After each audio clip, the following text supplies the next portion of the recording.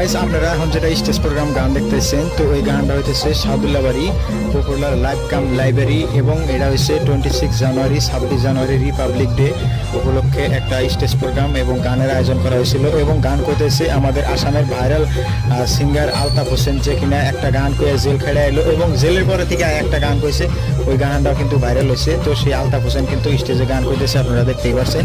তো এটা কিন্তু সাদুল্লাবাড়ি বাজার।